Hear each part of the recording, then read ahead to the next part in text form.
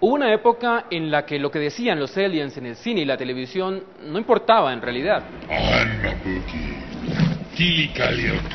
Las audiencias elegían suponer que los sonidos incomprensibles tenían sentido y en caso de necesidad era más fácil que los extraterrestres aprendieran inglés. Eso cambió cuando Viaje a las Estrellas presentó a los Klingon, una raza con mal temperamento y un idioma real. Si usted quería comunicarse con un Klingon, bueno, había que aprender. El Klingon fue por muchos años el máximo idioma extraterrestre de Hollywood, hasta que James Cameron decidió que quería un idioma real para sus extraterrestres en Avatar. Para ello acudió a Paul Frommer, un doctor en lingüística de la Universidad del Sur de California. Con él hablamos desde Los Ángeles en tiempo real. Profesor Frommer, parte. Parte, yeah. It's a pleasure. Thank you. Well, it's a pleasure for me too. ¿Cómo comienza uno a construir un idioma desde cero? Yeah, well, actually, I didn't start absolutely from scratch because when I met with Jim Cameron, this back in 2005, he had already come up with a few words of his own in the language. Mainly, they were names of characters, they were place names. For example, the word Navi itself came from Jim Cameron, although I made sure that the apostrophe there meant something, which is that little break, Navi. ¿Hay un método para crear un idioma completamente nuevo? There are several steps along the way. The first thing that you typically do is try to nail down the sound system. So you talk about what sounds are in the language, what sounds are not in the language, how the sounds combine with each other, how sounds may change from one sound into another. And once you do that, then you begin talking about what linguists call morphology, which is the way words are built up, and then syntax, the way words are put together into phrases and sentences. So there are sort of several steps along the way. In terms of vocabulary, that was pretty much driven by the script. So I had lines to translate, and if a particular word was in a particular line of dialogue, then I knew I needed to come up with that word pretty quickly. Frommer eligió crear el idioma Navi con consonantes eyectivas, en las que el aire es impulsado por la glotis y no por los pulmones o el diafragma. Eso le dio un sonido que refiere más al maya y al azteca. Además optó por privarlo de sonidos tan familiares para las lenguas occidentales como los de las letras B, D y G.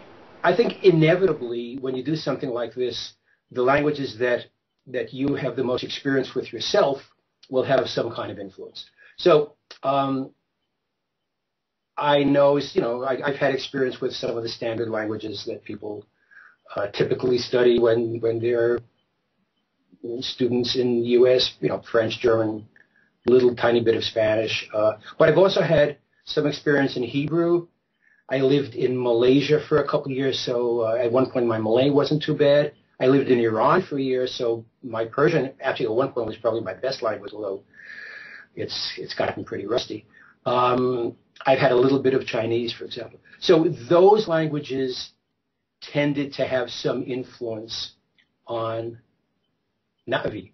The Maori language of New Zealand had a little bit of influence as well, because when I looked at the words that James Cameron had originally come up with, they sounded a little bit Polynesian to me. Navi.